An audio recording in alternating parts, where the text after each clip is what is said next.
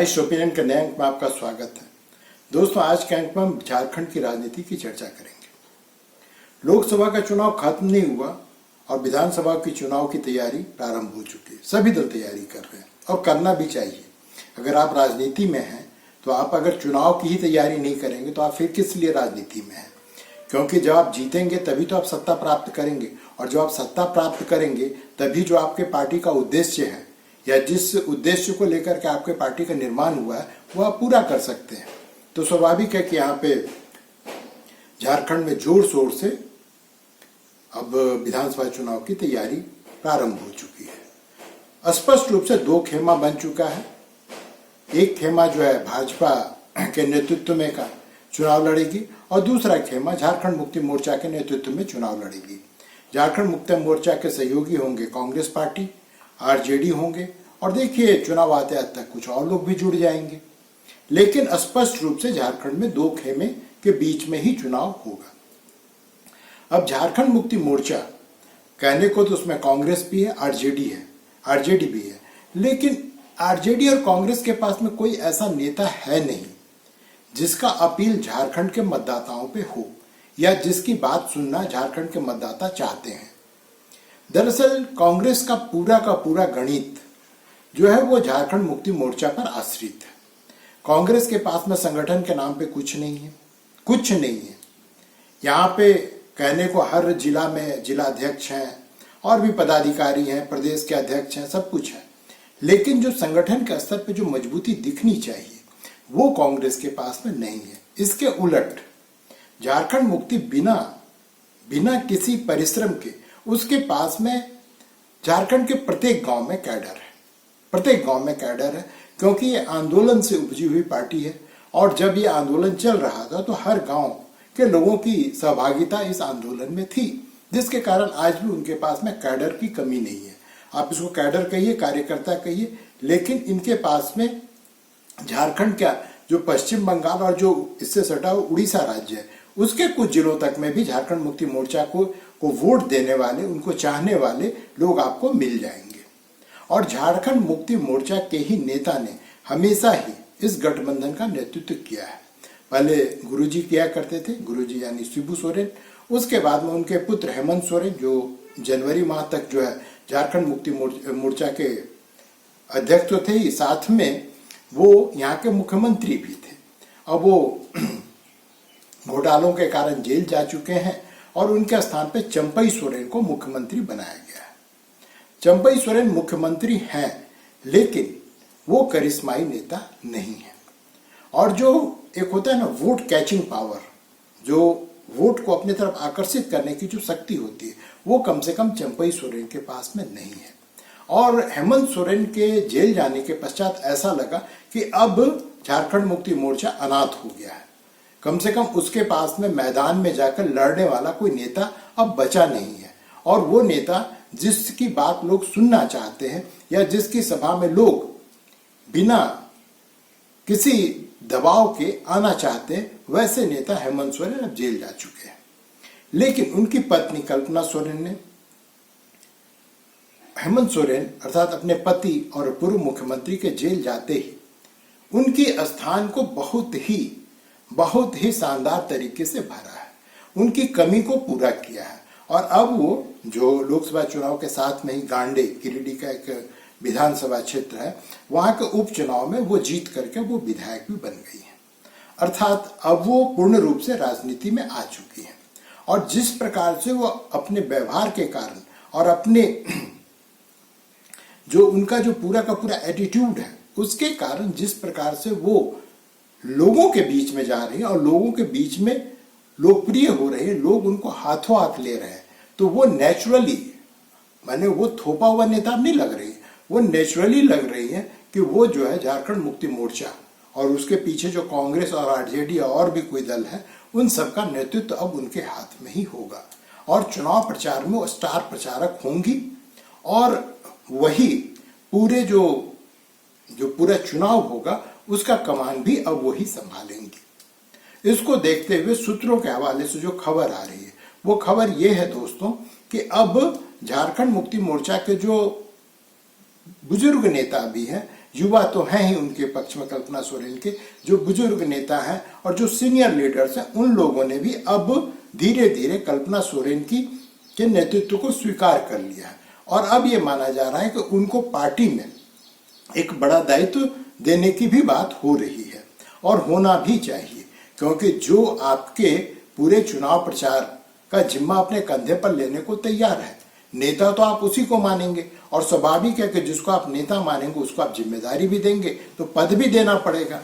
तो कल्पना सोरेन को ऐसा लग रहा है कि कोई बड़ी जिम्मेदारी पार्टी अब देने जा रही है। लोगों ने यहां तक कयास लगाना चालू कर दिया है कि उनको या तो पार्टी का उपाध्यक्ष बना दिया जाएगा और या तो उनको महासचिव बना दिया जाएगा। ये दोनों ही बड़ी जिम्मेवारी है। पहले कार्यकारी अध्यक्ष इनके पति हेमंत सोरेन हुआ करते थे, और शिबू सोरेन तो अध्यक्ष हैं ही पार्टी के। तो शिबू सोरेन अस्वस्थता के कारण अब मैदान में तो आ नहीं सकते हैं, उनकी उम्र हुई। जो हेमंत सोरेन है वो जेल में है, और उनके निकट छूटने की भी कोई संभावना दिखाई नहीं दे रही है। तो इन सब के बीच में जो उपाध्यक्ष होगा और जो पार्टी का सबसे लोकप्रिय नेता होगा, उस पर ही ज्यादा जिम्मेवारी होगी, और वो पद पार्टी देने को कल्पना सोरेन को तैयार है। लेकिन मेरा मानना है कि इनको इससे भी बड़ा पद दिया जाए, और कांग्रेस और आरजेडी जो इनके सहयोगी दल है, उनको जो है अपना बड़ा दिल दिखाते हुए पूरे चुनाव प्रचार की कमान जो है वो कल्पना सोरेन को सौंप देना चाहिए, क्योंकि उनका डिमांड भी है पूरे झारखंड में, और उनकी लोकप्रियता दिन प्रतिदिन बढ़ती जा रही है, और वो व्यवहारिक बातें करती हैं, वो अनर्गल बातों पे ज्यादा जोर नहीं दे रही हैं, वो पढ़ी लिखी भी हैं, और वो जो यहाँ के जनमानस है, जो यहाँ के जनमानस के हृदय में जो बात है उसको कहीं ना कहीं वो छूती हैं और झंझकोड़ती हैं। तो इसका परिणाम ये है कि जो भी वोट मिलना है झारखंड मुक्ति मोर्चा को, वो सबके सब कल्पना सोरेन के नाम पे ही मिलने जा रहा है। तो ये तो रही दोस्तों झारखंड मुक्ति मोर्चा, कांग्रेस और आरजेडी का जो गठबंधन है, उसकी नेता कल्पना सोरेन के बारे में, और कल्पना सोरेन भविष्य में क्या करेंगी या भविष्य में उनको कौन सा पद दिया जाएगा, ये हुई उसकी बात। अब आते हैं दूसरे गठबंधन पे। दूसरा गठबंधन दोस्तों आपको पता ही है कि भारतीय जनता पार्टी है उसमें, और आजसू है। लेकिन जिस प्रकार से अभी लोकसभा चुनाव का परिणाम आया है, और जेडीयू है, उस पर जिस प्रकार से केंद्र सरकार की निर्भरता बढ़ी है, मैं दावे के साथ कह सकता हूं कि नीतीश कुमार और उनका जेडीयू वो जो है अब यहां पर झारखंड में भी एनडीए गठबंधन के तहत कुछ सीटों की मांग करेगी, और उनको कुछ सीट दे भी देना चाहिए। इसका संकेत तब प्राप्त हुआ दोस्तों जब खीरू माथुर, जो कि राज्यसभा के सदस्य हैं जेडीयू के, हैं वो झारखंड के, उन्होंने कहा कि अब हम लोग अपनी चुनाव तैयारी प्रारंभ कर चुके हैं, और वो छोटी छोटी सभाएं करना भी प्रारंभ कर चुके हैं। तो इससे स्पष्ट संकेत मिलता है कि जेडीयू भी अब यहाँ पर कुछ सीट एनडीए गठबंधन के तहत मांगेगी, और भाजपा को अंततः उसको स्वीकार करना पड़ेगा। अब वो कितने सीट पे मानेगी ये तो अलग बात है।